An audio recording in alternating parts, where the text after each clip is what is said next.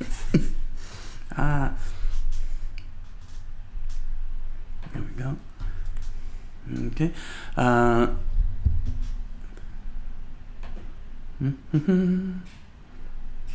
Good. Yes. Hola, minasan. Konbanwa, Nihonjin.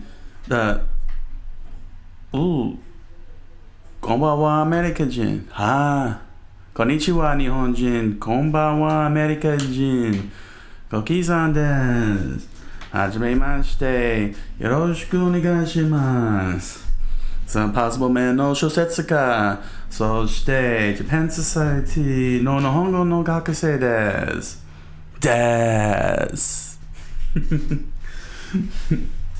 皆さん、今日は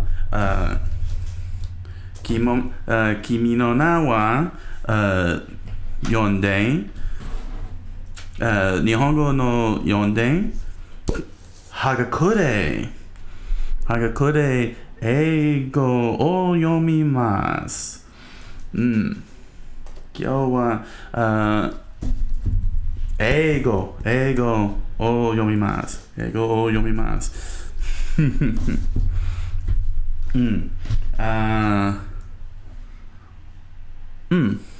はい。そう、皆さん、今は英語を話します。はじめ。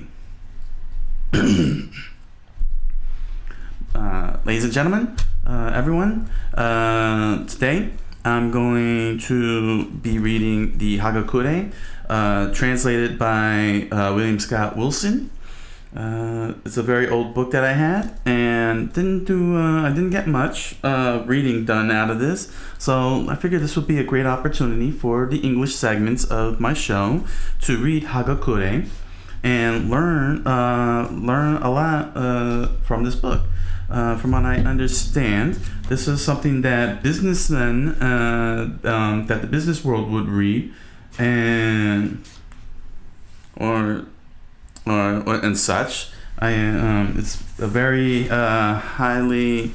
Let's see here. Yeah, see, it's like anecdotes and reflections for the samurai classes. So it's gonna be very interesting to read. And it was also featured in the movie, the American movie Ghost Dog, which was filmed in my hometown back in the day. I decided, well, I could read the introduction. So I'm gonna read the introduction, and hopefully if there's enough time, I could get started on the first chapter. I'm not sure if I should just go straight to the first chapter, but I think it's very important to understand who Nabeshiba Mitsuhige is before jumping into Yamamoto Tsunetomo. I apologize for that. Yamamoto Tsunetomo, who is behind the Hagakure, and to get a good context of what this is going to be about and what we're about to embark on. Okay. And then after this, we'll jump right on into Kimi no Na wa, Japanese language. I'm up to chapter 5. There's no one here again. But there's someone here. You. Konnichiwa, Pikio. Genki desu ka?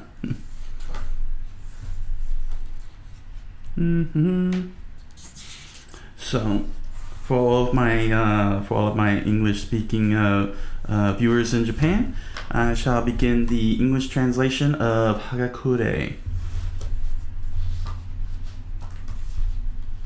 Hold on, for the thumbnail. For the thumbnail.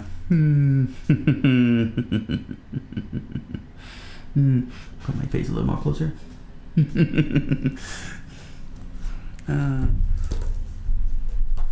I'm gonna record all of it. Motivation? Hagakure. I read a little bit of it, But what I really read entirely was the Book of Five Rings by Miyamoto Musashi. I'm probably gonna read that later in the future show. But I didn't get a chance to really finish Hagakure, so I'm gonna start from the beginning and go through it. I told you, Pikio. I told you they weren't going to announce it at E3. They were going to announce it later. You know what? Yeah, let me give my opinion on that. Just for the, something for this show. I think that it's not an entirely new console, and that's fine because the new Nintendo 3DS kind of wrecked the 3DS ecosystem. Because there were games that were exclusive to the 3DS, to the new Nintendo 3DS, and kind of split, kind of partitioned, kind of acted like its own system. So I'm glad that Nintendo didn't go there with the Switch. That they didn't do that with the Switch, OLED, with the OLED model.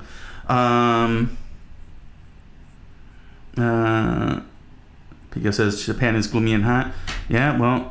It's wet and rainy over here. It's gloomy and rainy over here. But back to the Switch. I had to ask myself the question: who is this OLED model for? And I took a lot of reflection. And I looked at my model of Nintendo Switch, and I got that system in the first year that the system got released, the launch year, 2017. So I started thinking about it as I continued to listen to people's critiques, and it made me wonder if the people who are critiquing it, saying that they're not gonna, that it's not worth the upgrade, got the second model of the Switch, the revision, where they added more battery life, which comes in the red box, the red box that came out, I think it was 2018, around 2018, 2019, the red box, which was the version 2. That had the more improved battery life, and that was it. So, and I think a few extra little bells and whistles. So my question was, who is this for? And I can only think of two possible groups, and one is people who have not gotten the Switch yet at this point. Those who haven't gotten the Switch yet should definitely go for the OLED model. Unless you're looking for the light, which is your only option. Which is your other option if you're just looking for portability. But if you're looking for like the main system, definitely go for the OLED. And the other group that I believe that would benefit from picking up the OLED are people like me who purchased the Switch in 2017 and got the first model. Because when I think about it, it is a pretty big leap. So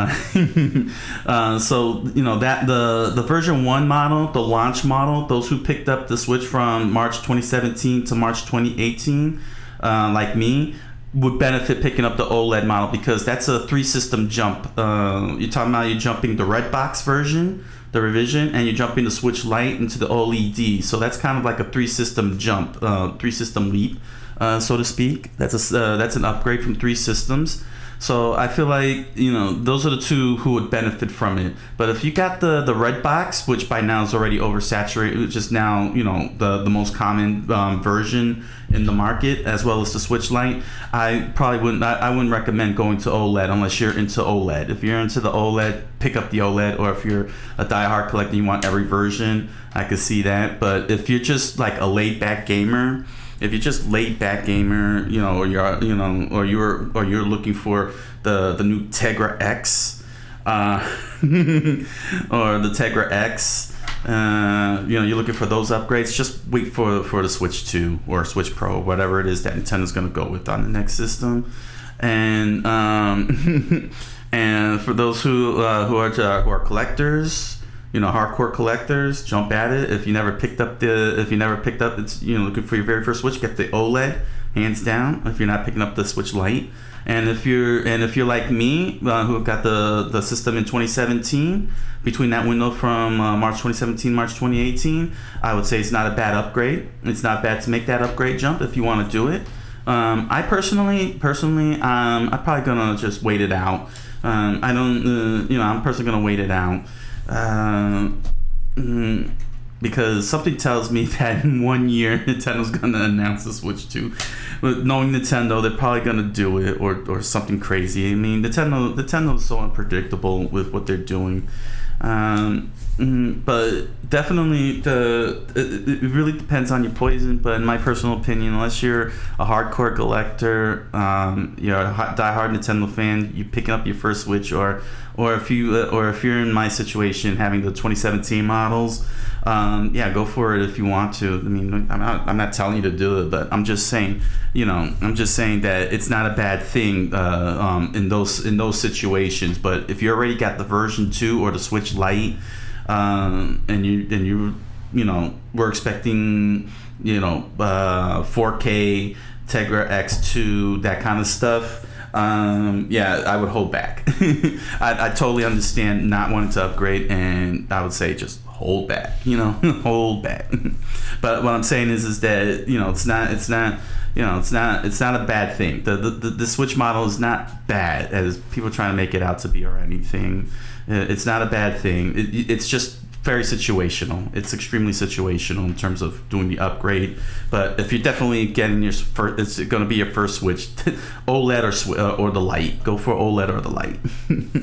So Pico's watching the Red Sox and the Angels, and it seems like Shohei Ohtani is destroying them. This is pretty cool. That's good to hear. Red Sox, Guardian Angel. So, for those of you watching the recording, thank you very much for listening to that little rant about Nintendo. And I know this is not the place to do it, and lost a lot of time covering that, but it's just something that I just wanted to share now, and then later, and get right to what is supposed to be the point of this segment, and that is Hagakure. As I said, I had started reading it, but I never got to finish it. I read the Book of Five Rings by Miyamoto Musashi in its entirety, so I kind of got that one slice two cuts mentality with how I operate all my stuff. As you can see, like for example, Splatterbomb. I drew my characters. I did a theme song. Did a YouTube channel. So now I got a YouTube channel. So that's the one slice two cuts kind of method. From this one franchise, this one brand, Splatterbomb. I'm doing like multiple different slices of different media outlets with my brand, with my Splatterbomb brand. So that's why if it looks so weird that I'm doing all these different things with character drawings, theme song, YouTube, that's because of Miyamoto Musashi having a profound influence on how I operate my business. So Hagakure is something that I definitely wanted to read because I heard I read the whole premise about what it's all about and everything. So again, I apologize for the delay. It's 15 minutes now. It's 15 minutes now. So let me get on with this so I could get to Kimi no Nawa. Okay, so we're gonna start off with the introduction so we could get context and backstory on how regarding the Hagakure, and hopefully I could do some of chapter 1 because chapter 1 is very big. Alright, so introduction. On May 16th, 1700, Namashiba Mitsuhige, the third daimyo of the area now known as Saga Prefecture, died at the age of 69. Just so you know, I actually, just to give a quick side note, I actually enjoy Zombieland Saga, which is set in Saga Prefecture, about singing zombie idols, trying to restore the saga or something, the love for saga, trying to get it to be like a marketing thing, like bringing tourists or something. I'm not sure what it is. I'm not fully versed in the J-pop idol culture, but from what I understand, they're trying to make Saga a tourist destination. So it's a pretty cool show. Shohei Ohtani is a gentleman, a sportsman. Okay, so back to this. One of his closest retainers, Yamamoto Tsunetomo, who had gone into the service of Mitsuhige as a child, was at that time 42 years of age. Prohibited from committing disembowelment in sympathy with his master's death by edicts both of his own fief and of the Tokugawa government, and disappointed by the tendencies of Mitsuhige's successor, Tsunetomo requested and was granted permission to retire and become a Buddhist priest.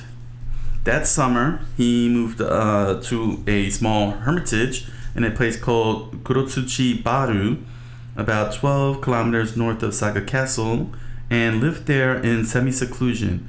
In 1710, he began to be visited by Tashiro Tsurumoto, a young samurai who, for unknown reasons, had been released from his service as a scribe the year before. Their conversations lasted for 7 years, and on September 10, 1716, Yamamoto's utterances, as recorded by Tsurumoto, were arranged as a book and given the title of Hagakure, a word that could mean either hidden by the leaves or hidden leaves. Has absolutely nothing to do with Naruto, people. 3 years later, Yamamoto passed away at the age of 61. The fief held by the Nabeshimas was situated on the island of Kyushu in the southwest extremity of Japan and belonged to the category known as Tozana, a term applied to the daimyo, who had submitted to Tokugawa Ieyasu only at the decisive battle of Sekigahara in 1600. It was this battle that essentially elevated Ieyasu to supreme power among the daimyo and determined the status of their fiefs for the next 250 years. The shogunate. Excuse me, Pikio, is it pronounced shogunate or shogunate? I've always been pronouncing it one way or the other.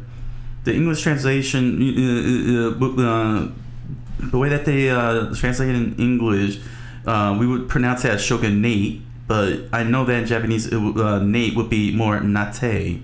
It would be shogunate. So I'm just wondering if that's... Oh. ごめんなさい。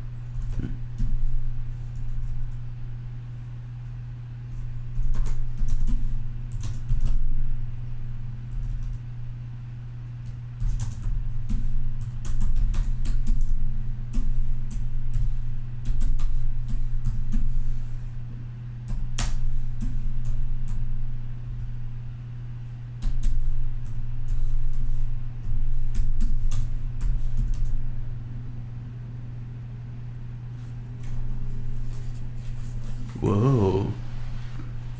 That's cool.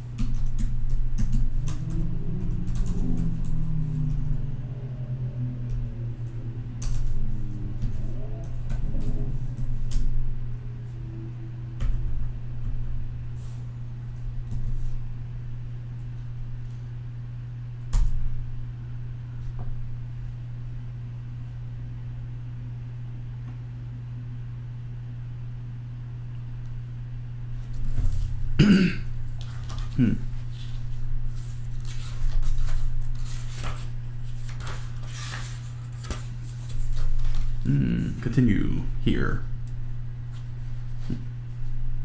At Sekigahara, the clan's founding lord, Nabeshima no Naoshige, 1538 to 1618, had originally sided with the Tokugawas, but when the battle began, suddenly switched back to the Toyotomis. This was a nearly fatal mistake, and relations between the Tokugawas and the Nabeshimas continued to be tense for the next 3 generations. Naoshige was a man of vigorous activity and mind, and there is an entire chapter of Hagakure dedicated to relating his sayings and conduct. He had formerly been one of the chief retainers of Ryuzoju Takanobu, but after Takanobu died, took control of the fief. He was active in Toyotomi Hideyoshi's invasions of Korea and died at the age of 81. His son and successor was Nabeshima Katsuhige, 1580 to 1657, to whom much of Hagakure is dedicated. He seems to have inherited much of his father's character, and at the age of 18 accompanied him on the Second Korean Campaign, 1597. It was Katsuhige who led his father's troops at Sekigahara, and as a consequence had later to put up with repeated harassment from the central government. He also led 34,000 men at the attack on Hara Castle during the Shimabara Rebellion, 1637-38, and was afterwards punished by the Bakufu for his troops having charged the rebel-held castle before the official government attack began. His son Tadashige died of smallpox at the age of 23, and when Katsuhige died at the age of 78, the fief passed into the hands of his grandson Nabeshima Mitsuhige, 1632 to 1700. By the time Mitsuhige became lord of the Nabeshimas, conditions in Japan had changed radically. The period of the country at war, which had lasted for over 100 years, had ended essentially in 1600 with the Battle of Sekigahara and the establishment of the Tokugawa regime. In 1638, the suppression of the Shimabara Rebellion virtually brought an end to any large-scale warrior conflicts. New peace was accompanied with new prosperity, and with the prosperity came the growth of a merchant class and the expansion of the castle towns in the various fiefs. But peace and prosperity also brought problems for the samurai class. Without constant warfare, the warrior in a sense found himself without real employment, and the Spartan ideal, so long associated with his clan, began to lose its sense of immediacy. The feudal lords, moreover, found themselves more in need of educated administrators than rough warriors. The official shogunate responses, which by the very nature of the social structure spread into feudal domains, was to advocate the example of the Confucian ideal of the complete man as being both warrior and scholar, and it was his ideal that was to basically shape the warrior class until its official dissolution 2½ centuries later. In Mitsuhige, we find a somewhat different man from his grandfather and great-grandfather. Although daimyo and as such a leader of warriors, he was barely 4 years old at the time of Shimabara, and everyone's participated in military activities that had accompanied Naoshige and Katsushige.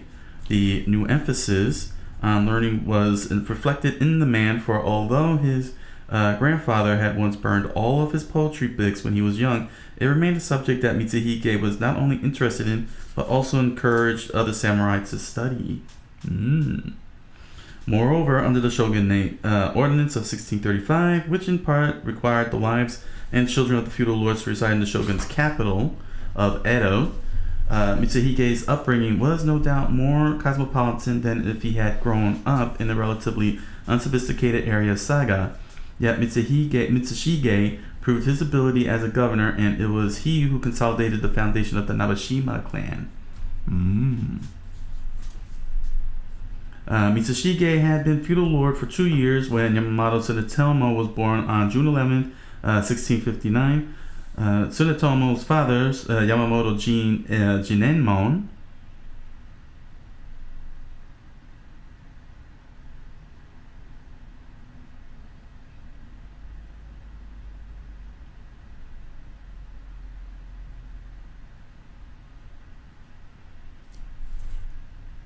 No koto ne. No koto ne.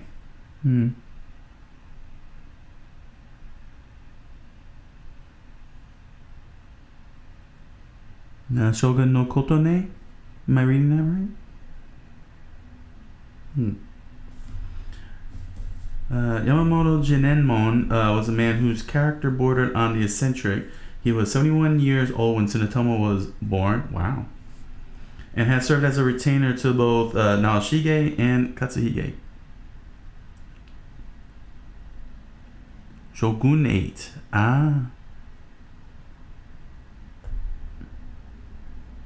Shogunate. Arigato, Pikio. Shogunate. Okay, so that is the correct pronunciation in English. He apparently felt that his last-born was a superfluous addition to the family and would have given Tsunetomo to a salt vendor had it not been for the intervention of his group leader, who took the boy and raised him in his own family. In Hagakure, we are given a clear impression of what kind of man Jinenmon was, but of Tsunetomo's mother, we know nothing more than that her family name was Maeda, and that she was still alive when he had reached the age of 51. Wow.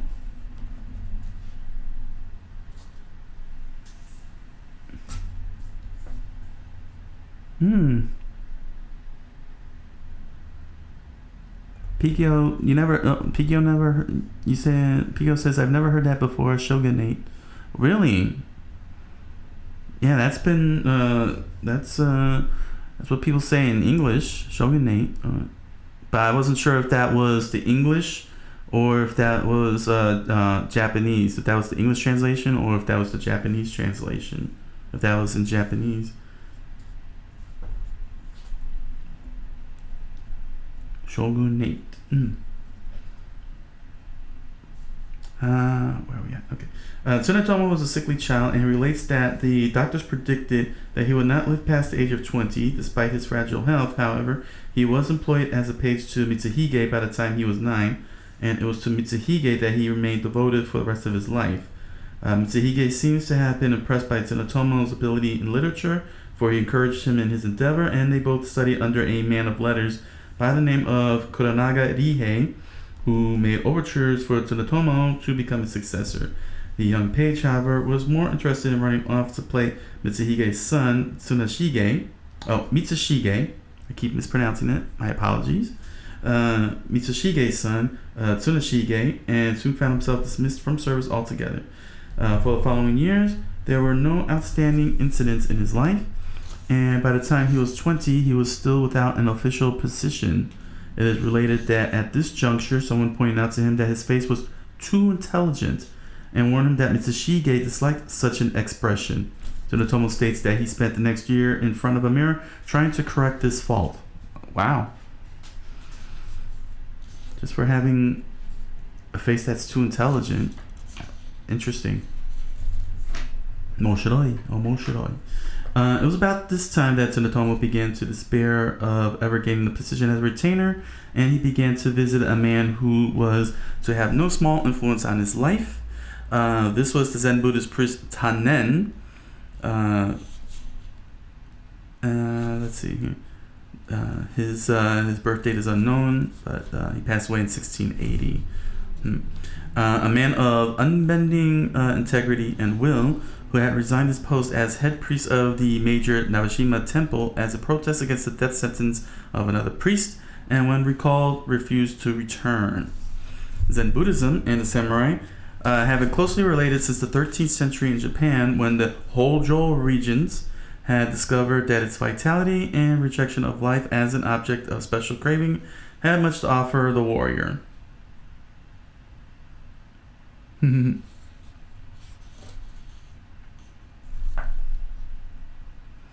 Shogun knows. Pikio says Shogun knows. Tannen's own ideas concerning the relationship of Zen and the warrior can be seen from the section of Hagakure in which he declares that religious matters are for old men, and if young samurai learn about Buddhism, it will only bring them disaster, for they will begin to look at the world from two sets of values rather than one. It's significant that Tsunetomo was recognized by Tanin as having understood the principles of Zen after only a short period of training.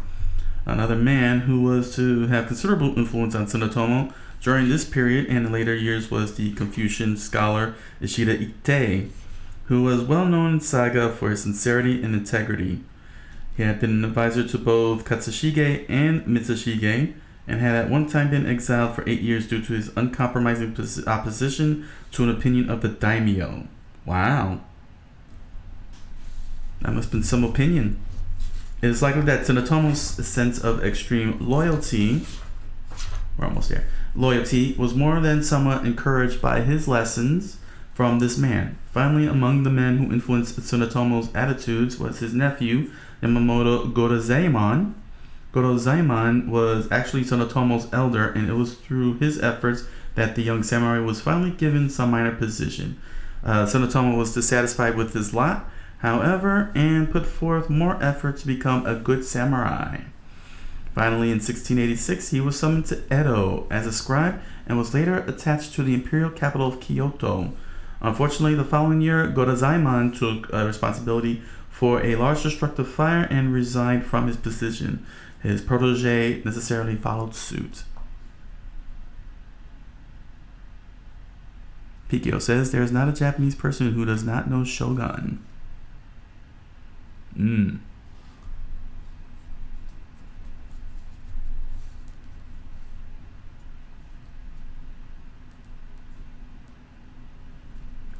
Later, Yamamoto was re-engaged by Mitsushige and continued to serve him in various capacities, many concerned with poetry and written materials. He records that it was his main ambition to become an elder, a position similar to being a counselor, but in this he was to be disappointed. In 1695, Mitsushige retired at the age of 63, likely due to deteriorating health. Mitsushige had long desired a book of secret poetry instructions called the Kokidenshu, and it was then toward obtaining a copy of this book that Tsunetomo now put forth all his efforts. On May 1st, 1700, he returned from Kyoto and presented a copy of the book by the to the bedridden Mitsushige. 2 weeks later, Mitsushige passed away. Aww. It is difficult to imagine the depth of Tsunetomo's feelings at the death of his master. His first and strongest response must have been towards junshi, or ritual suicide by disembowelment, to accompany one's master in death. But this practice had been prohibited by Mitsushige himself in 1661 and by the shogunate the following year. Tsunetomo apparently decided that the greater loyalty required following his master's dictum rather than his fate. Mitsushige.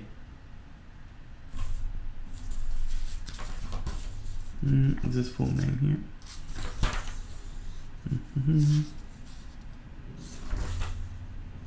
Nabeshima Mitsushige. Mitsushige Nabeshima. That's his name. Mitsushige Nabeshima. Nabeshima.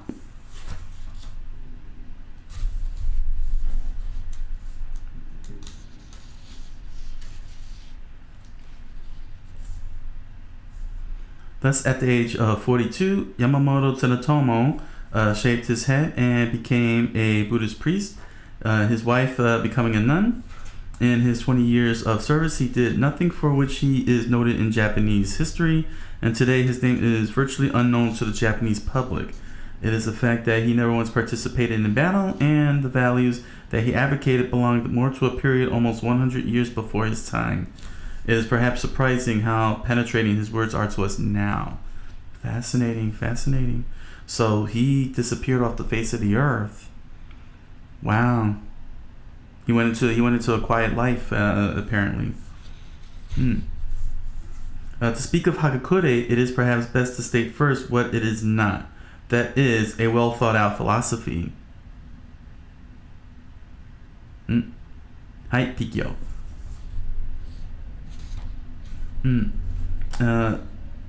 So, to speak of Hagakure, it is perhaps best to state first what it is not. That is a well thought out philosophy. That's very important. It's not philosophy here. either in the sense of containing a closely reasoned or logical argument, like in the ways of Plato and Socrates, like in the way of Plato and Socrates. That's my words, not the book. Or in terms of subject matter, like modern day philosophy. So totally understandable. On the contrary, it contains an anti-intellectual or anti-scholastic bent throughout, and being a record of a 7-year span of conversations, the subject matter varies considerably, ranging from the author's deepest feelings concerning the way of the samurai, to discussions on the implements of the tea ceremony, or how a certain mansion acquired its name. He had a lot of thoughts here. The book, moreover, does not seem to have been intended for public reading. That's kind of true. From what I've read in the history here, this was just some personal thoughts and self-reflections on his part. In the preface, the author advocated that in the end, all 11 chapters be thrown into the fire, and later quote his father as saying, "After reading books and the like, it is best to burn them or throw them away. It is said that reading books is the work of the imperial court, but the work of the house of Nakono is found in military valor, grasping the staff of oak." That's what his father said, huh?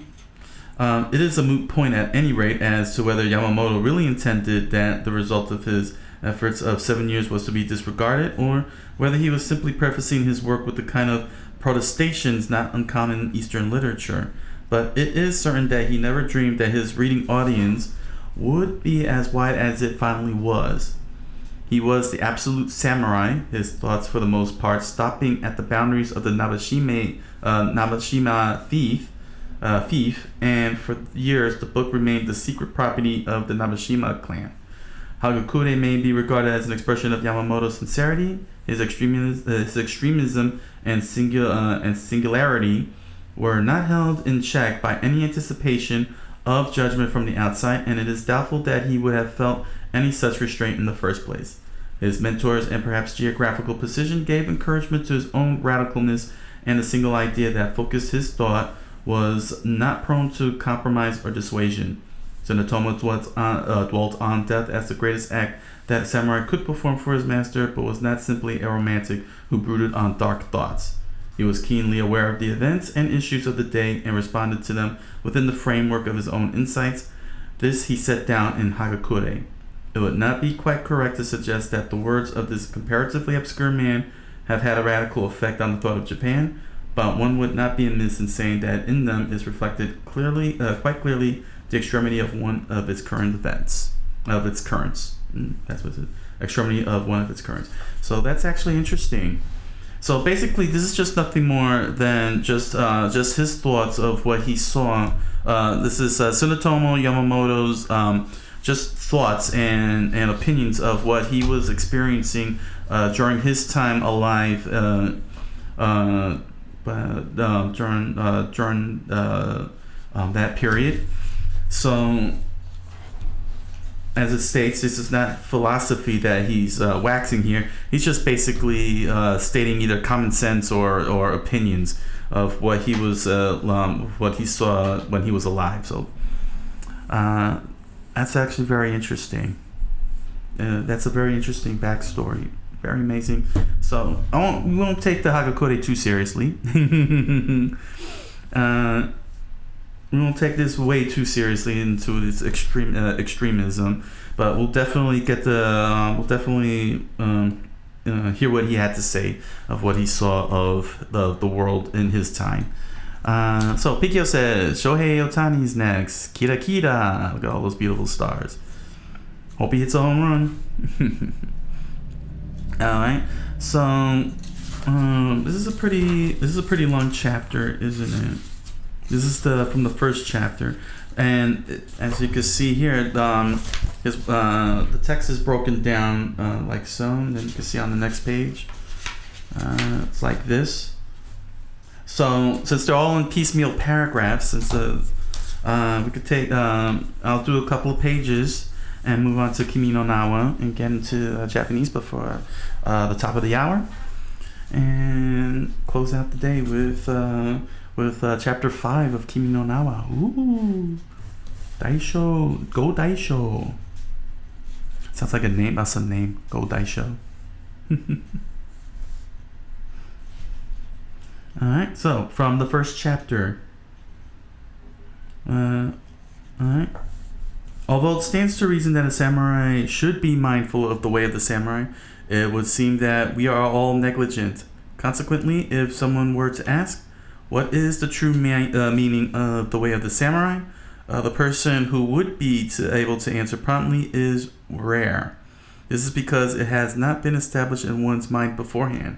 From this, one's unmindfulness of the way can be known. Negligence is an extreme thing.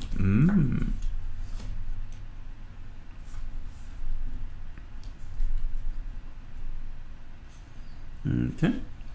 The way of the samurai is found in death. When it comes to either or, there is only the quick choice of death. It is not particularly difficult. Be determined and advance. To say that dying without reaching one's aim is to die a dog's death is the frivolous way of sophisticates. When pressed with the choice of life or death, it is not necessary to gain one's aim. We all want to live, and in large part, we make our logic according to what we like. But not having attained our aim and continuing to live is cowardice. This is a thin, dangerous line. To die without gaining one's aim is a dog's death and fanaticism. But there is no shame in this. This is the substance of the way of the samurai. If by setting one's heart right every morning and evening, one is able to live as though his body were already dead, he gains freedom in the way. His whole life will be without blame, and he will succeed in his calling. Ooh, this, I gotta say, he's got a lot of thoughts here. I mean, this is a very big book. How many pages? He's got 11, there's 11 chapters to this. 166 pages. That's a lot of thoughts he's got. He really saw a lot of stuff that must have that must have got to him in society back then, back in his days. So next paragraph. A man is a good retainer to the extent that he earnestly places importance in his master. This is the highest sort of retainer. If one is born into a prominent family that goes back for generations, it is sufficient to deeply consider the matter of obligation to one's ancestors, to lay down one's body and mind, and to earnestly esteem one's master. It is further good fortune if, more than this, one has wisdom and talent and can use them appropriately. But even a person who is good for nothing and exceedingly clumsy will be a reliable retainer if only he has the determination to think earnestly of his master. Having only wisdom and talent is the lowest tier of usefulness. Pikio said Shohei got struck out. Did he swing? He swung on a low ball, didn't he? Next paragraph. According to their nature, there are both people who have quick intelligence and those who must withdraw and take time to think things over. Looking into this thoroughly, if one thinks selflessly and adheres to the 4 vows of the Nabashima samurai, surprising wisdom will occur regardless of the high or low points of one's nature. People think that they can clear up profound matters if they consider them deeply, but they exercise perverse thoughts and come to no good because they do their reflecting with only self-interest at the center. It is difficult for a fool's habits to challenge to selflessness in confronting the matter. However, if at first you leave it alone, fix the 4 vows in your heart, exclude self-interest, and make an effort, you will not go far from your mark. No, don't be depressed that he struck out. Daijobu, Pikyo.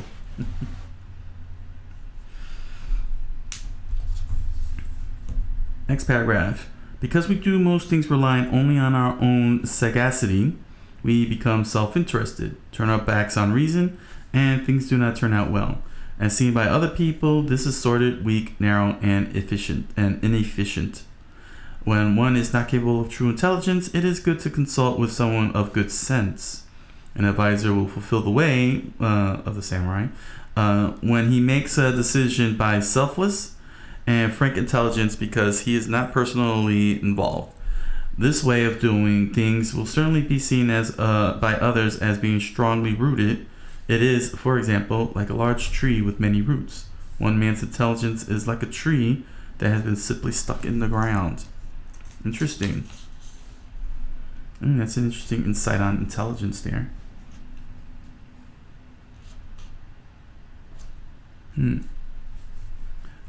We learn about the sayings and deeds of the men of old in order to entrust ourselves to their wisdom and prevent selfishness. When we throw off our own bias, follow the sayings of the ancients, and confer with other people, matters should go well and without mishap. Lord Katsushige borrowed from the wisdom of Lord Naoshige. This is mentioned in the Ohanashi Kikagi. The Ohanashi Kikagi. We should be grateful for his concern. Moreover, there was a certain man who engaged a number of his younger brothers as retainers, and whenever he visited Edo or the Kamigata area, he would have them accompany him as he consults with them every day on both private and public matters. It is said that he was without mishap. Next paragraph. Sagara Kyuma Sagara was completely at one with his master and served him as though his own body were already dead. He was one man in 1,000. Once there was an important meeting at Master Sakyo's Mizugai villa, and it was commanded that Kyuma was to commit seppuku. At that time in Osaki, there was a tea house on the 3rd floor of the suburban residence of Master Takunui. Kyuma rented this, and gathering together all the good-for-nothings in Saga, he put on a puppet show, operating one of the puppets himself, carousing and drinking all day and night. Thus, overlooking Master Sakyo's villa, he carried on and caused a great disturbance. In instigating this disaster, he gallantly thought only of his master and was resolved to committing suicide. Ooh. Being a retainer is nothing other than being a supporter of one's lord, entrusting matters of good and evil to him, and renouncing self-interest. If there are but 2 or 3 men of this type, the fief will be secure. If one looks at the world when affairs are going smoothly, there are many who go about putting in their appearance, being useful by their wisdom, discrimination, and artfulness. However, if the Lord should retire or go into seclusion, there are many who will quickly turn their backs on him and ingratiate themselves to the man of the day. Such a thing is unpleasant even to think about. Men of high position, low position, deep wisdom, and artfulness all feel that they are the ones who are working righteously. But when it comes to the point of throwing away one's life for his Lord, all get weak in the knees. The fear of death. This is rather disgraceful. The fact that a useless person often becomes a matchless warrior at such times is because he has already given up his life and has become one with his Lord. At the time of Mitsushige's death, there was an example of this. His one resolved attendant was I alone. The others followed in my wake. Always the pretentious, self-asserting notables turn their backs on the man just as his eyes are closing in death. Loyalty is said to be important in the pledge between lord and retainer. Though it may seem unattainable, it is right before your eyes. If you once set yourself to it, you will become a superb retainer at that very moment.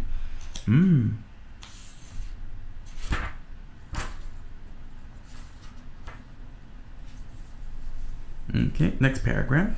Next section. To give a person one's opinion and correct his faults is an important thing. It is compassionate and comes first in matters of service, but the way of doing this is extremely difficult. To discover the good and bad points of a person is an easy thing, and to give an opinion concerning them is easy too. For the most part, people think that they are being kind by saying the things that others find distasteful or difficult to say. But if it is not received well, they think that there is nothing more to be done. This is completely worthless. It is the same as bringing shame to a person by slandering him. It is nothing more than getting it off one's chest. That's how they translated that? Huh. That line there is, that line That's a very interesting. That's an interesting way of translating. To give a person an opinion, one must first judge well whether that person is of the disposition to receive it or not. One must become close with him and make sure that he continually trusts one's word. Approaching subjects that are dear to him, seek the best way to speak and to be well understood. Judge the occasion and determine whether it is better by a letter or at the time of leave taking. Praise his good points and use every device to encourage him, perhaps by talking about one's own faults without touching on his, but so that they will occur to him. Have him receive this in the way that a man would drink water when his throat is dry, and it will be an opinion that will correct faults. This is extremely difficult if a person's fault is a habit of some years prior. By and large, it won't be remedied. I have had this experience myself. To be intimate with all one's comrades, correcting each other's faults, and being of one mind to be of use to the master is the great compassion of a retainer. By bringing shame to a person, how can one expect to make him a better man? Alright, so I could read this one, this short one here. Okay. It is bad taste to yawn in front of people when one expected. Okay, this is cool. It is bad taste to yawn in front of people when one unexpectedly has to yawn. If he rubs his forehead in an upward direction, the sensation will stop. If that does not work, he can lick his lips while keeping his mouth closed, or simply hide it with his hand or his sleeve in such a way that no one will know what he is doing. It is the same with sneezing.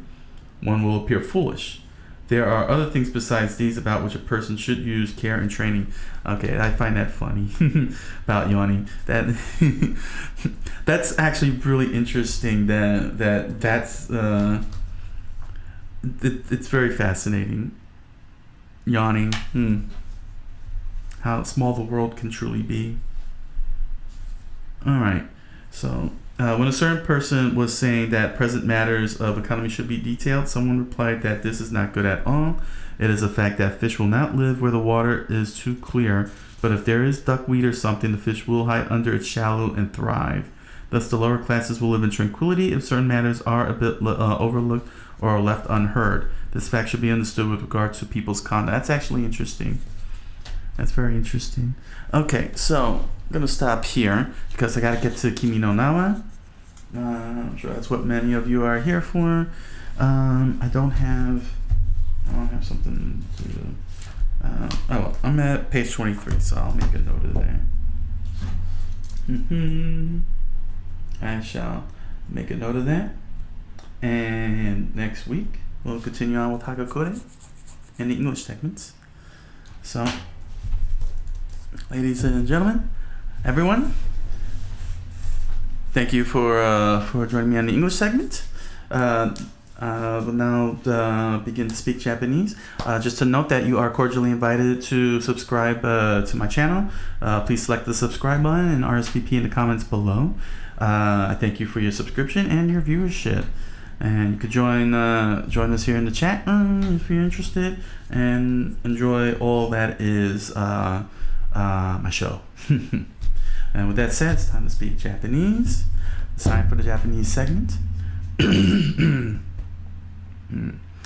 皆さん、今、君の名は5大章153ページ。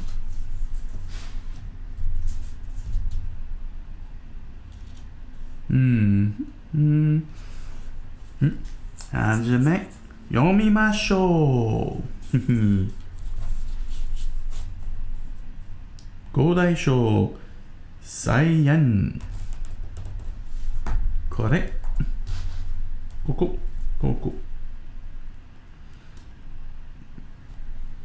目を覚ました。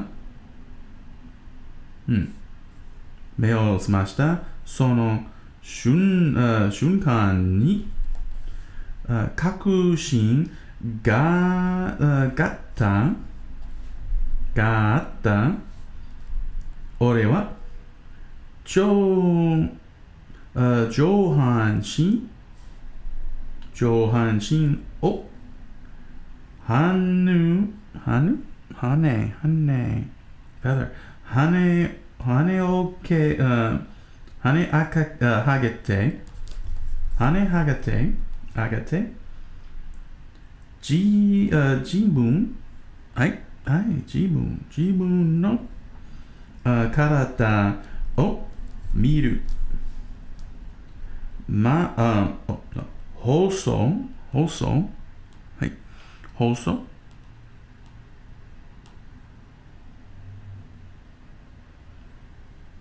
おー、すごい、翔平大谷。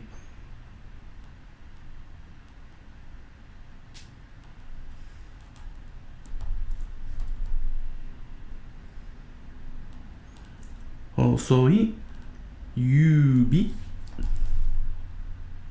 見慣れた、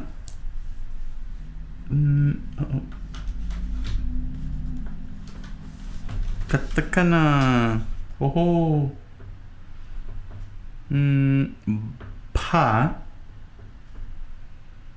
パジ、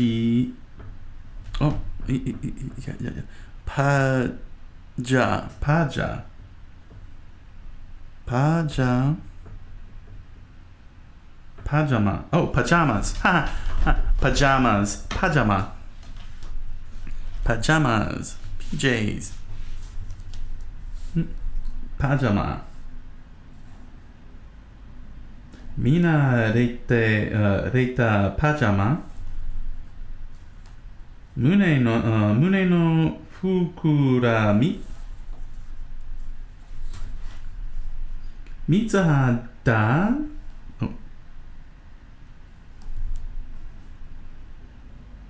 声が漏れる。この声も放送。パジャマ。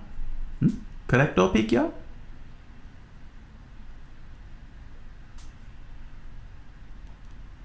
Pajamas, PJs. 細い喉も。Hooray!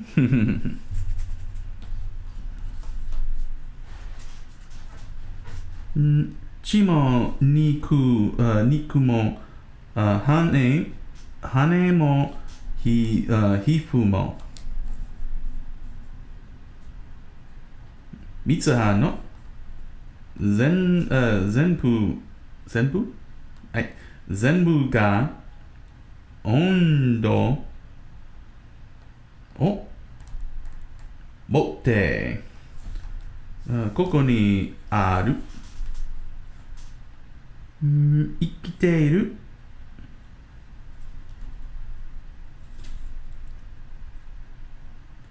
両手で新聞の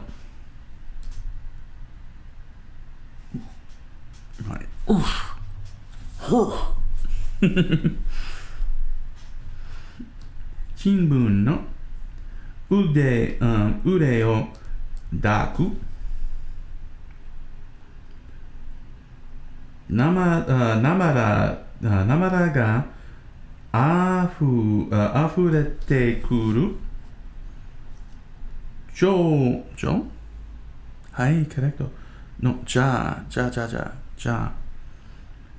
蛇口が壊れたみたいに、三つ葉の目が大粒の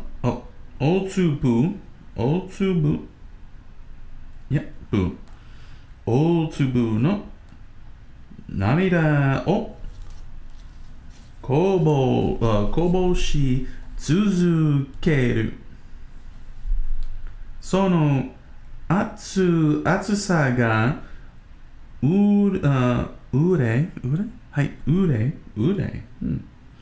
嬉しくて、俺はますます泣く。6個うん。漢字、ろつこつ、ろこの、ろこつ、ろつ、うん。わかりません。ろつこつ、ろこつ。うん、漢字。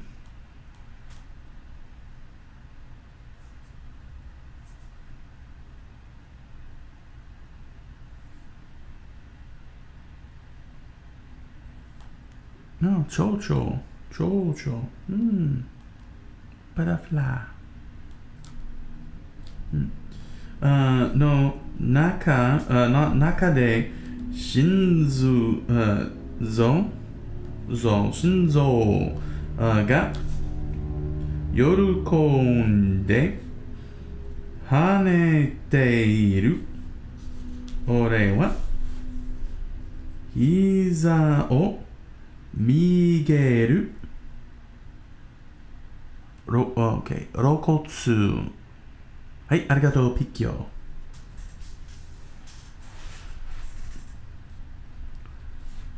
ずるりとした膝に頬を押し当ている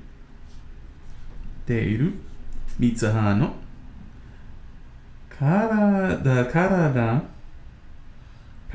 の全部を包み込みたくて義勇とoh, that's weird.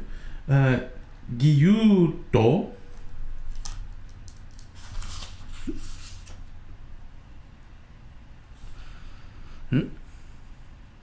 義勇と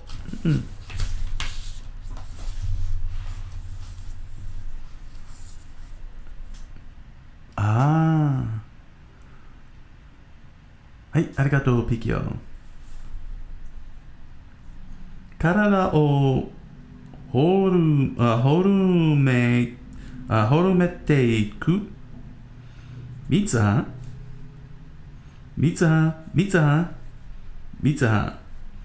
ましかしたら永遠に出会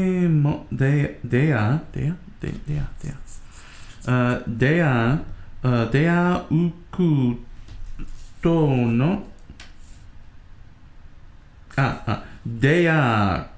とのなかったかもしれない。あらゆる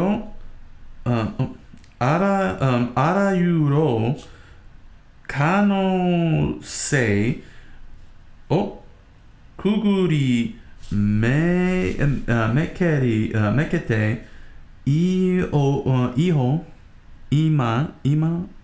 今ここにある奇跡だった。forever 永遠。はい、ありがとう、ピキオ。あと永遠。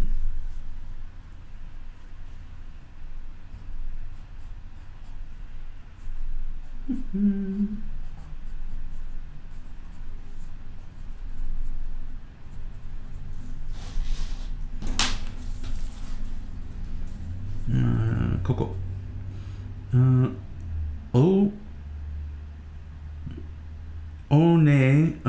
お姉ちゃん、何しとるの？声に、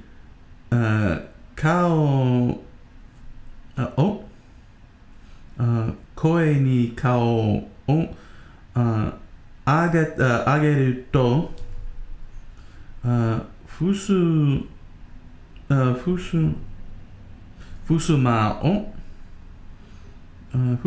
を上げて四つ葉が立っていた。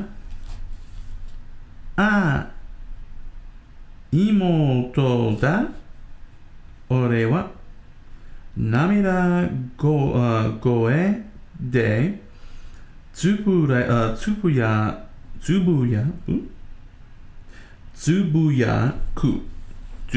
く。四つ葉もちゃんと笑いきている。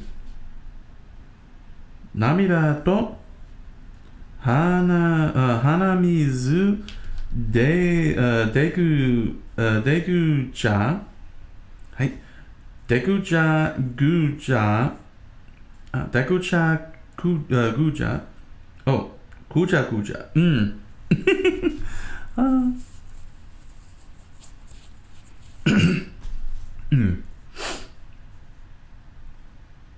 リピート。涙と鼻水でぐちゃぐちゃになりながら胸を触っている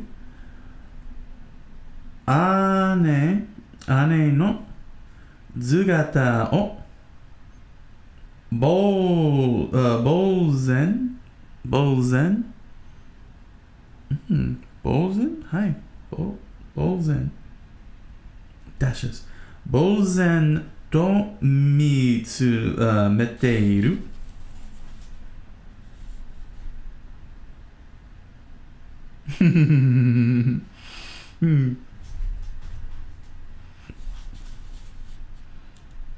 四つ葉抱きしめてやりたくて、俺は四つ葉に駆け寄る。ひつ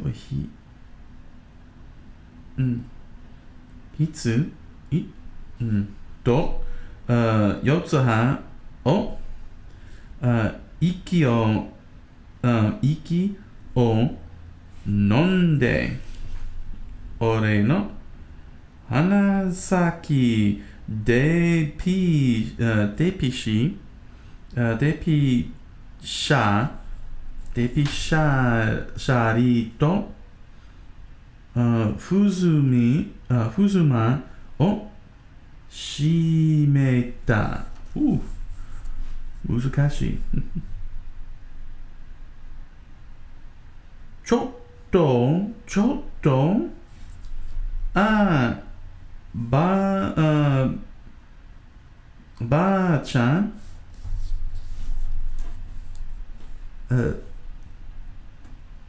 叫ば流れ花壇を駆け下りる。足音。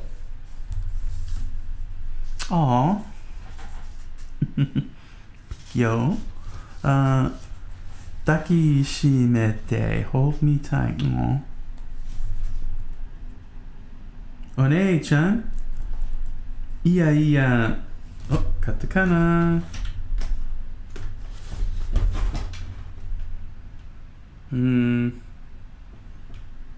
やばい。やばい。カタカナやばい。いいよ、やばいは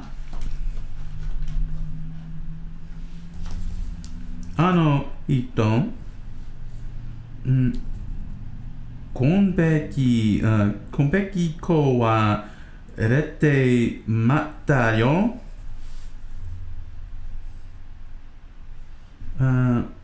ばあちゃんに泣きつく声がはい、から響く。失礼な幼鳥、はい、幼鳥だな。ちょっと、はい、ちょっと待ってください。はい、ピキオ。やばい。はい、カタカナ、やばい。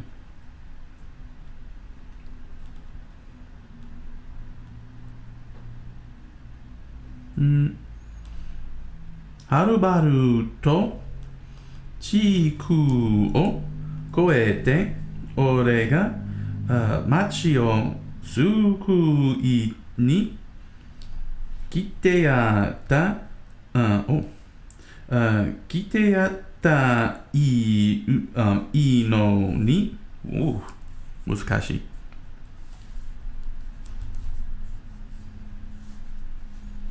NHK のお姉さんお姉さんはい、コレクト。お姉さん。はい。NHK のお姉さんこやかに、しゃべ。は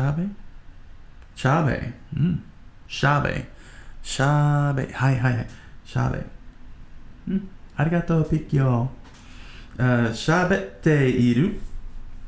俺は、制服の、制服。ユニフォームスクールユニフォーム。俺は制服に着替えて、階下に降りてきたところだ。バイトいや。カタカナ。カト。ツカトはい、ツカト。ツカトを泣いた下半身の手よりなさはつ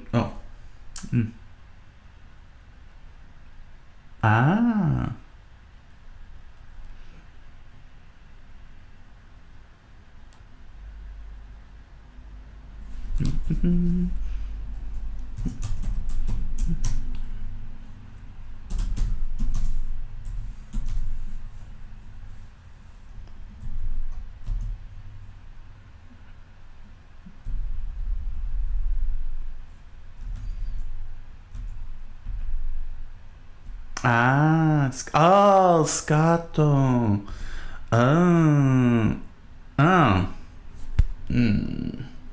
カタカナ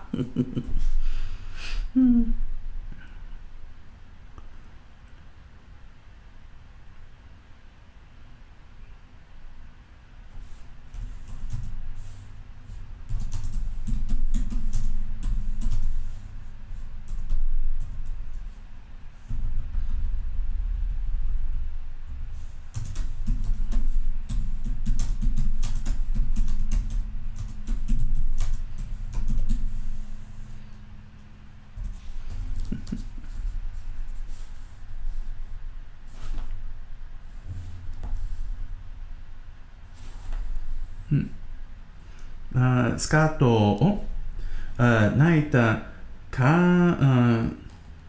半身の頼りなさは久しぶりで、その感覚を振り払ようにおたした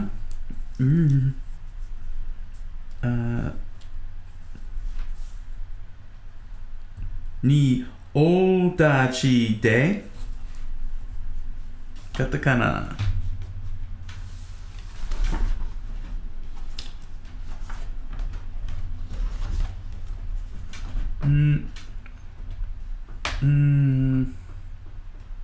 カタカナ。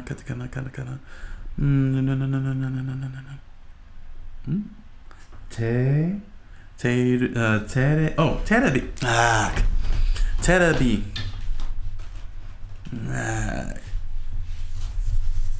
テレビ。カタカナ。テレビをにらみつけている。1週間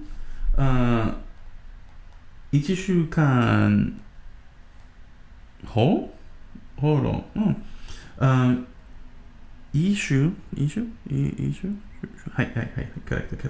1週間ほど前から肉眼でも見えはじめた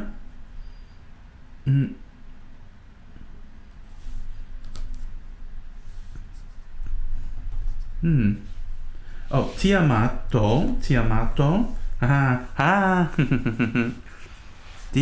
トsame with arms crossed.1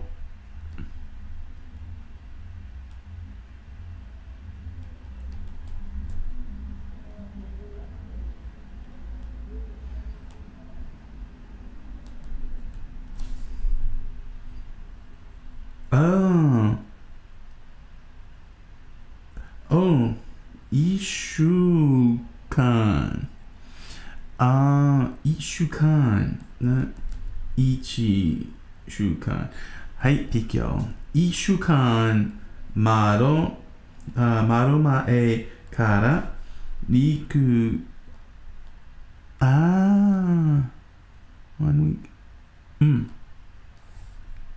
1週間前から肉眼でも見えはじめティアマト水星は今夜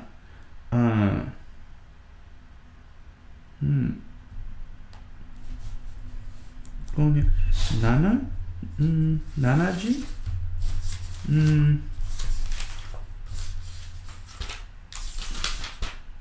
Numbers.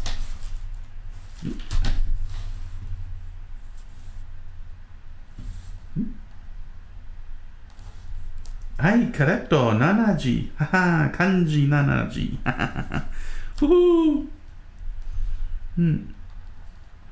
40分。10分の4分中。40分ごろ。10分中or 40? 40 or 40? right? 40分ごろに地球に最接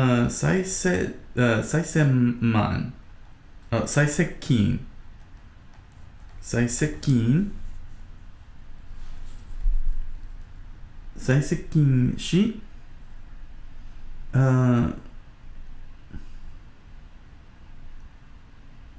もっと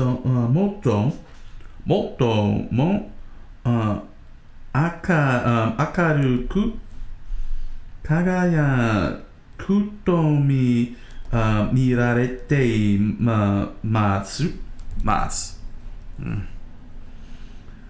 と見られています。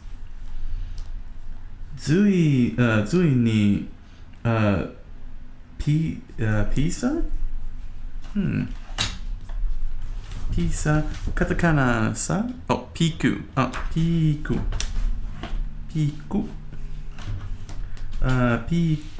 を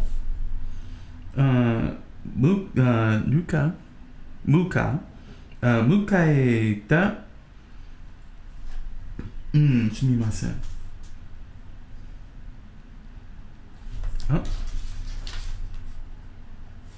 1200年に一度の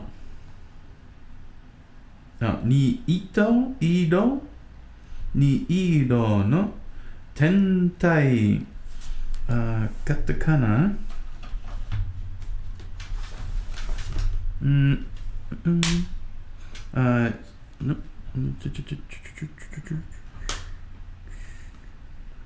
show katakana show a show show katakana show show say show ni show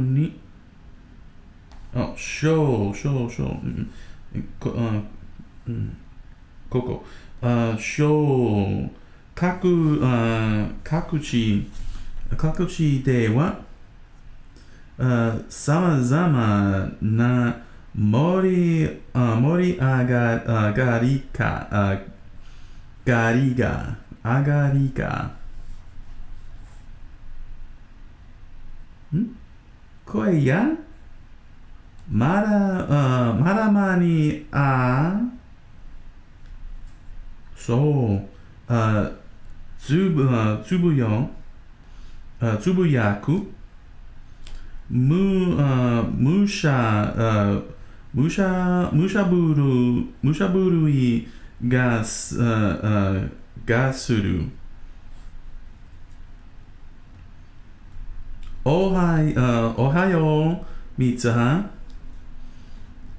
四つ葉今日は先に出てもだよ振り向くとばあちゃんが立っている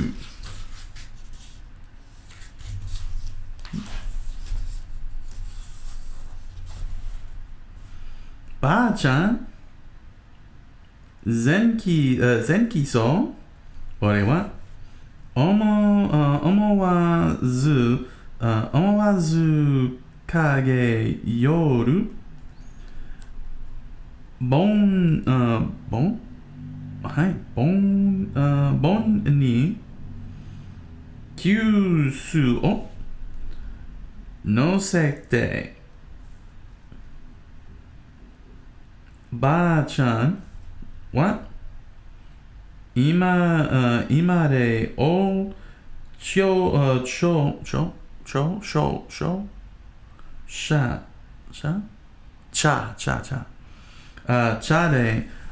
れ物むつもりだったのだろう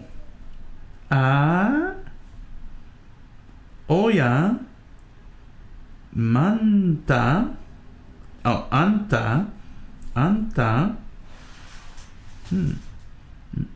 ルガン鏡を下げて俺の顔をじっと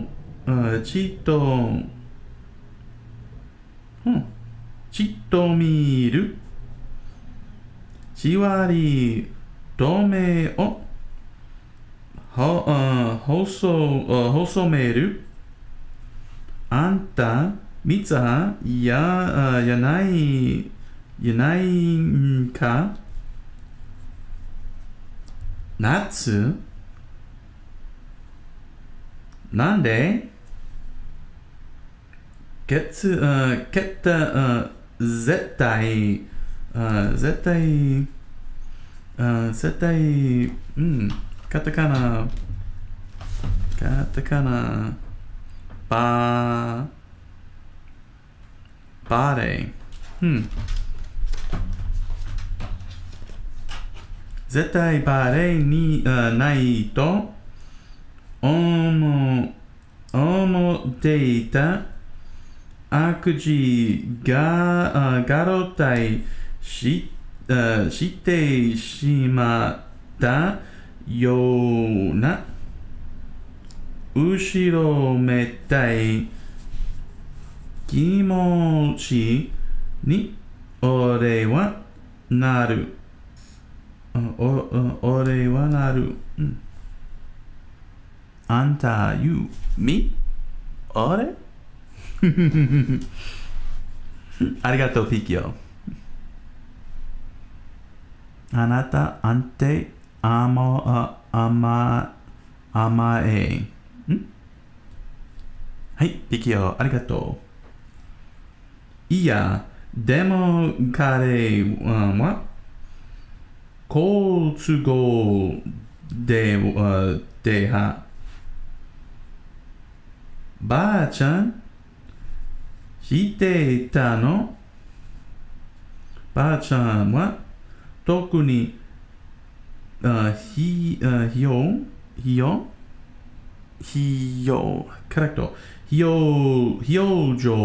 も変えず、ギースの腰をあろしながらいい。おれし、あろ、いや、はい、correctだけど。あろしながらいい。いや、でも、このころの思いを見とったら思い出したわ。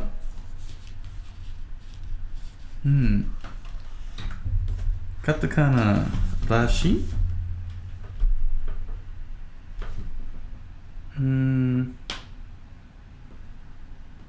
yeah. カタカナ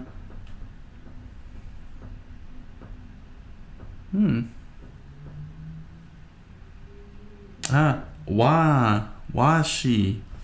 カタカナわし。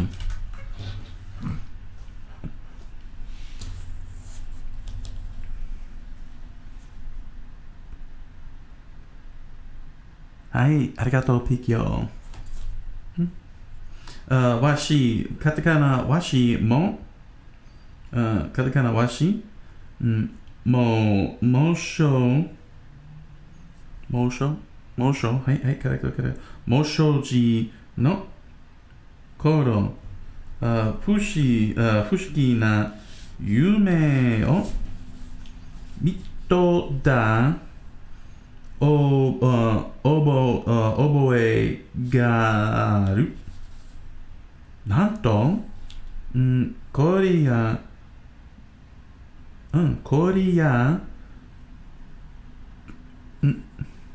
はい。カタカナ、わし、は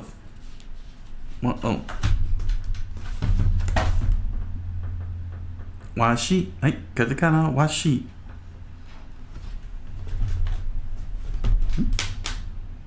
はい、わし。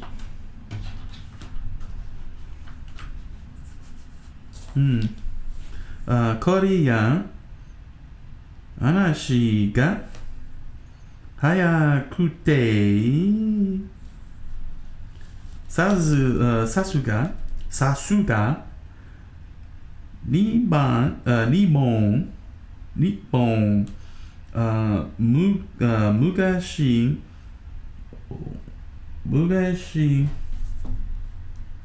話以下。俺も、カタカナ。カタカナ。テーブル。はい。テーブルに腰を下ろす。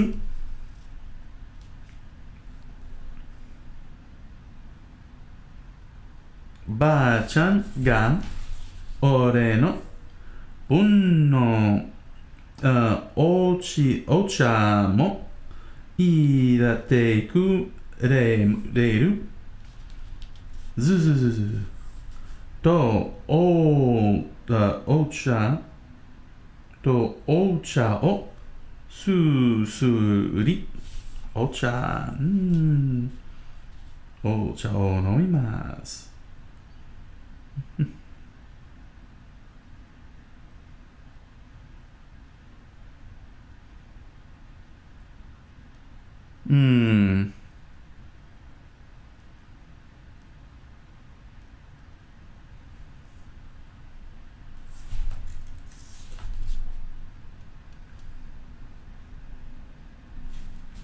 すごい。エンジェル。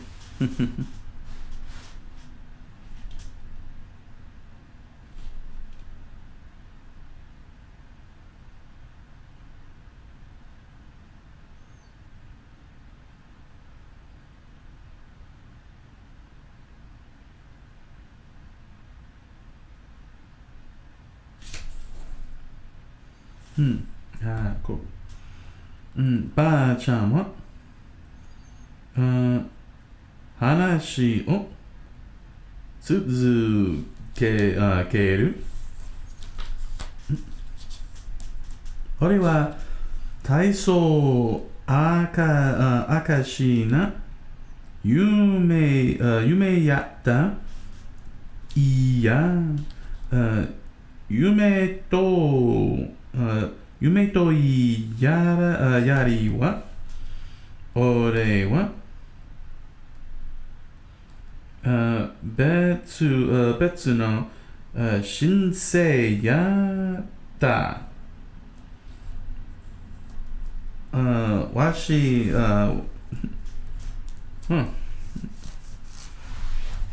keep it on. わし、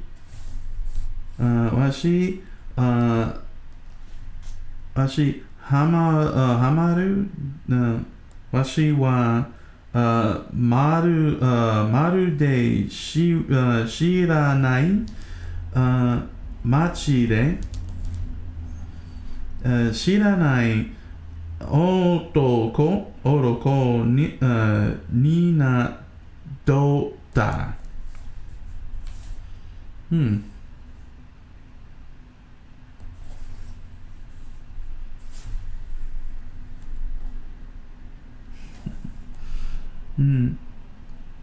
俺は国立を、俺は国立場を飲み込む。俺たちと完全に同じだ。でも、それはある時、突然に終わってもたんやさ。今ではもう覚えとるの。不思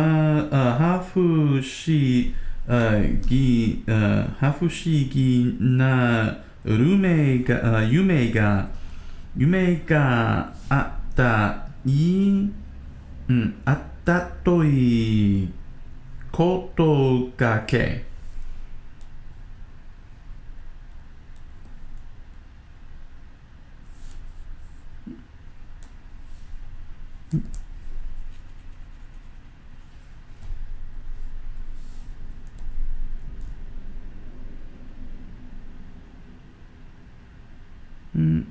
わしは何ですか？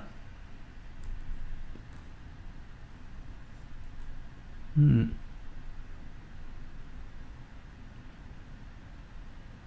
あ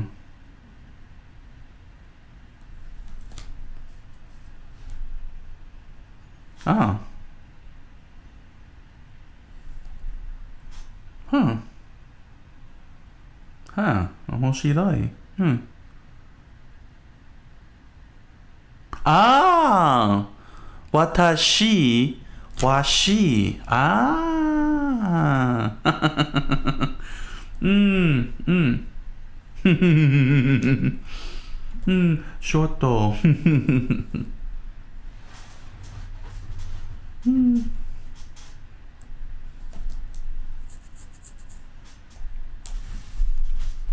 うん。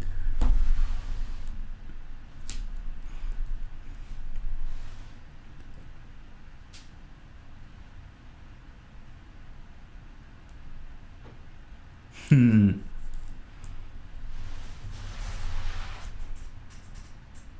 ありがとう、ピキオン。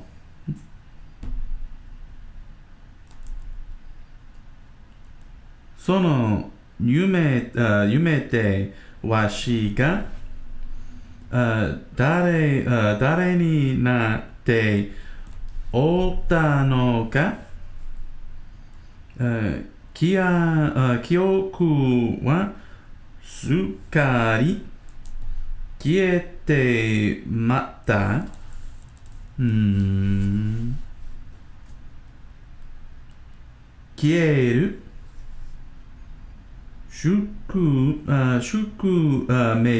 宿命的な表明を告げられたかのように、俺はドキリとする。そうだ。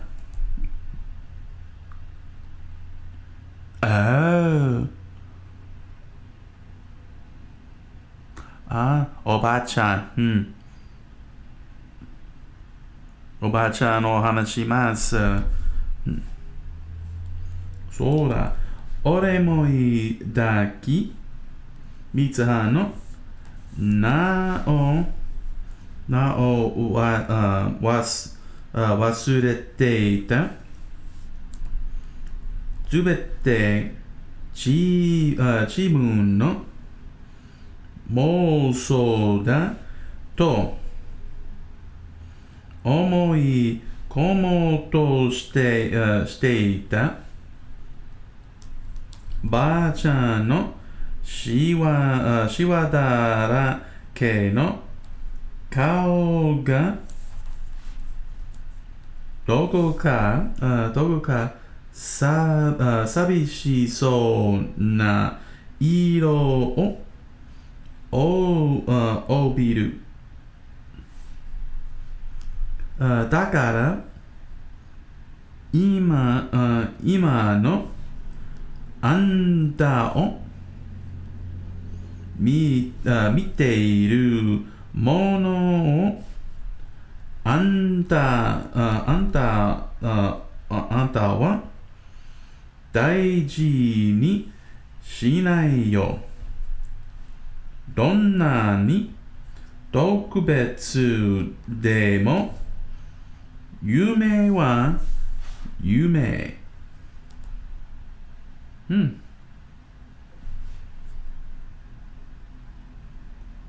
目覚めれ、倍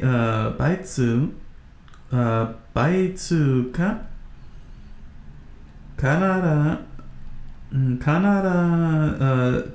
ず必ずき得てみ。わしのか母ちゃんにもわしにもあんたらのから母ちゃんにもそんな気が断ようで楽しい。それってもしかしたら俺はふと思う。これは宮水家すみません。宮水家に受け継がれてきた欲張りなのかもしれない。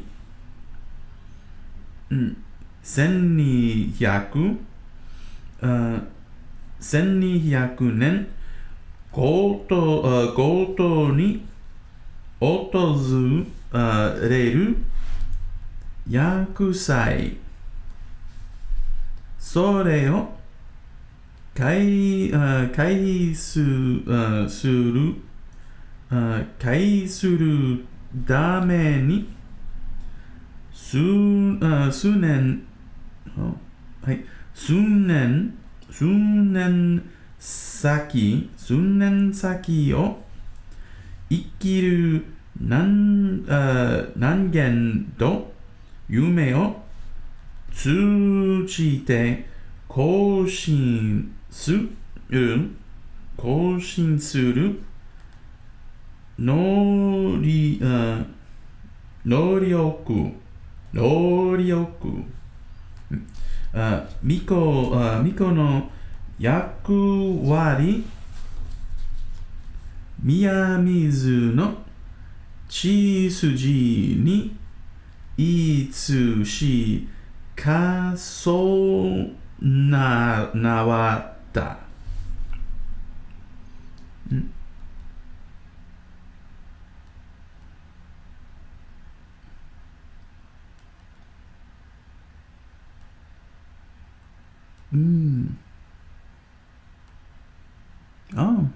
100歳。100歳。100 years old.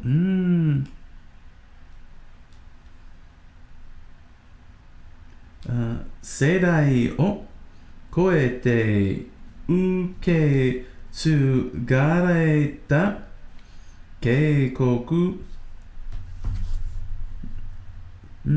カタカナシステムcorrecto o no? はい。correct. correct.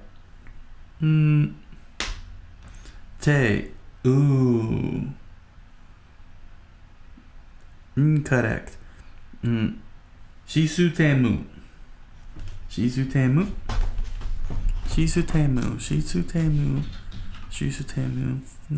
カタカナシステム。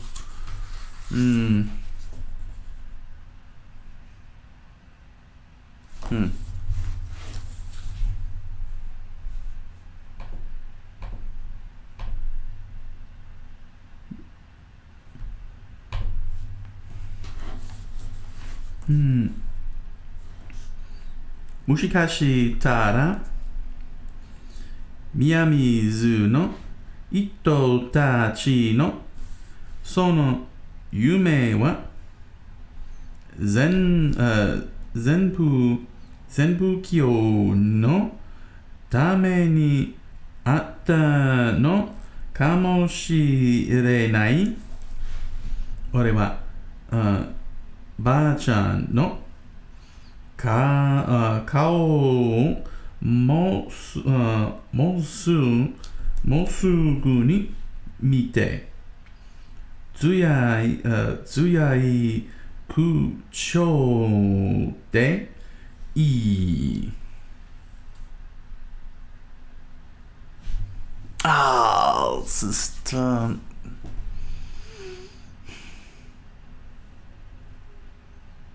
System. シスム。カタカナ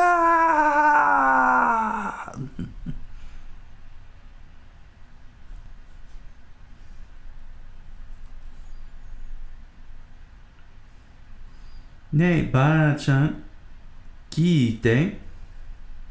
ばあちゃんは顔をめげる。俺の言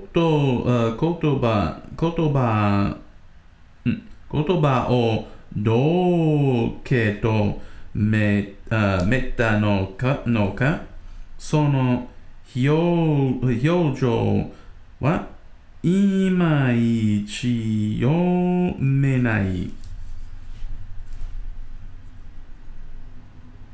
今夜、糸森町に隕石が落ちて、みんな死ぬ。みんな死ぬ。ばあちゃんの顔が今度はっきりと、今度ははっきりと、けげんそうに眉を潜めた。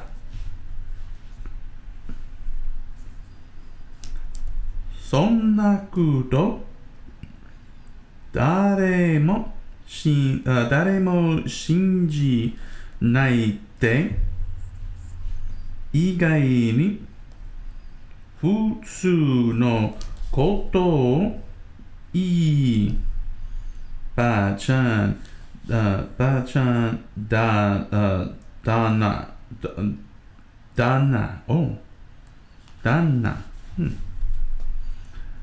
高校までの道を駆け下りながら、俺はぶつぶつとそう思う。入れ替わりの夢は信じる。カタカナ。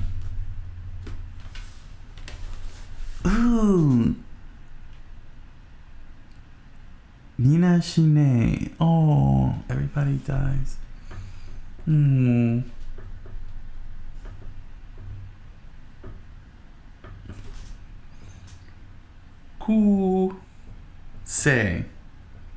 くせ、カタカナくせ。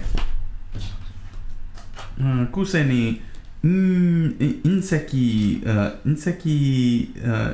がつかは歌が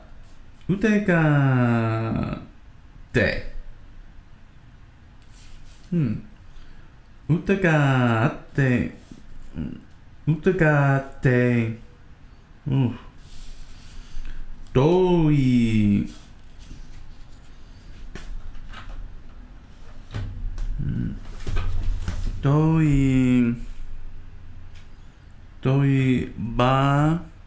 バランス Oh, balance. Yeah. Oh, yeah.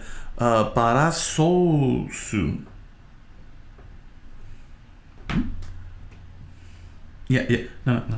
バランス。correcto. バランス。balance. バランス。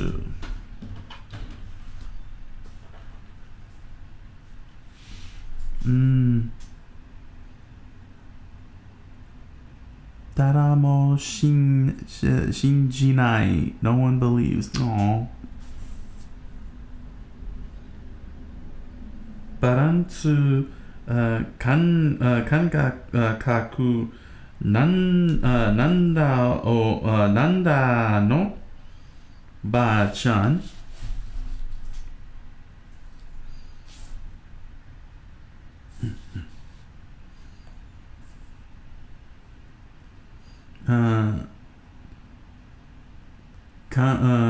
完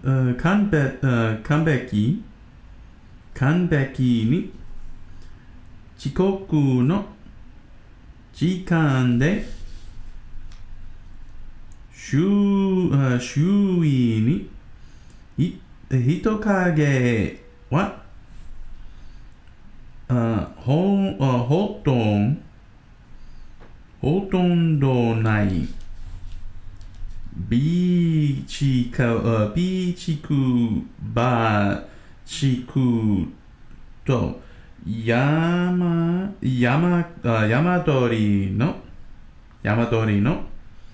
声がこう騙するいつもの街の穏やかな朝だ。完璧。perfect。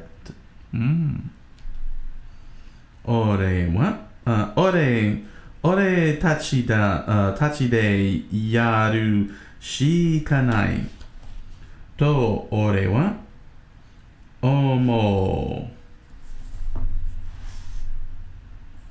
う。月代に誰も死なせるもんか自身に言い聞かせるように俺は強く口に出す。走る速度をめげる隕石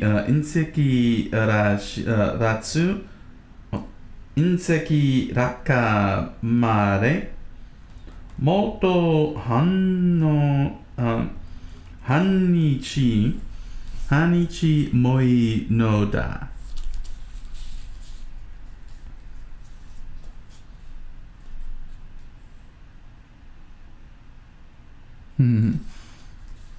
ピチクパチク。続く。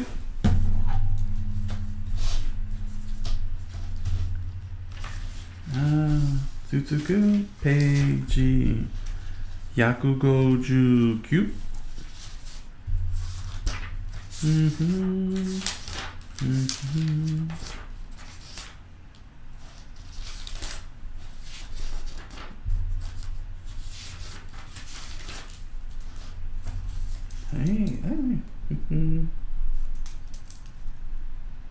159。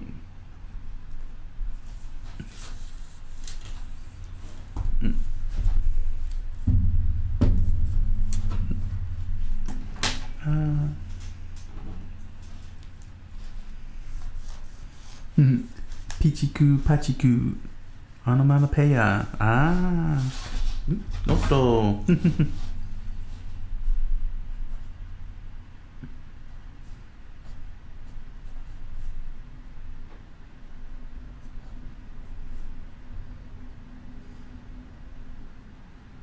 ピチクパチク。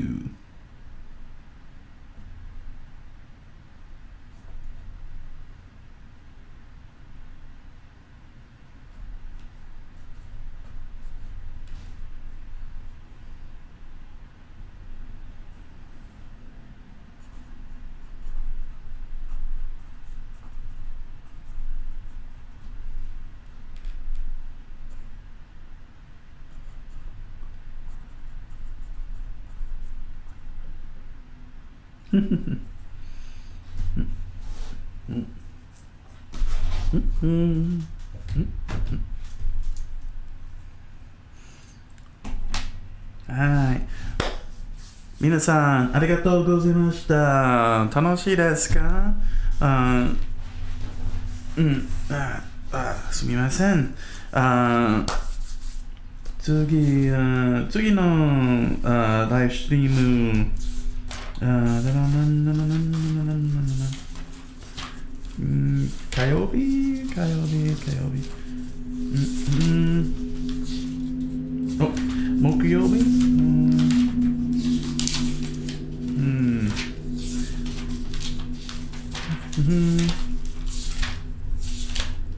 はい。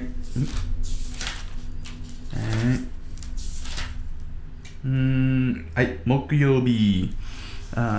次のライブストリーム、木曜日です。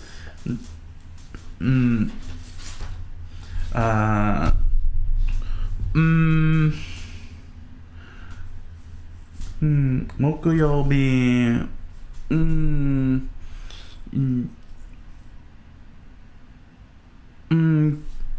スプラッタバーのキャラクターを話します。スペシャル。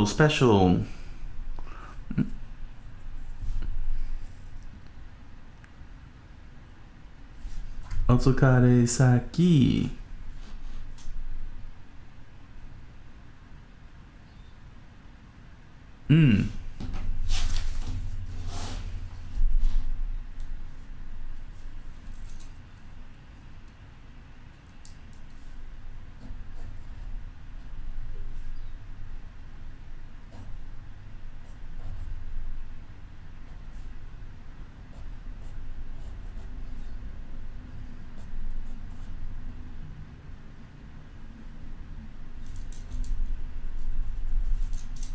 ノート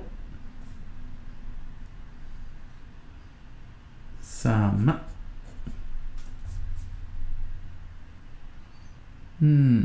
お疲れ様。ありがとう、ピキオ。そう。そう。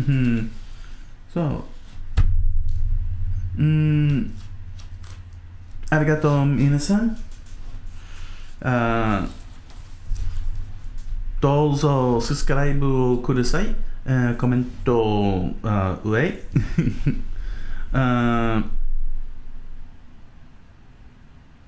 はい、じゃあ、はい。おやすみなさい。じゃあね。ピッキオ、ありがとう。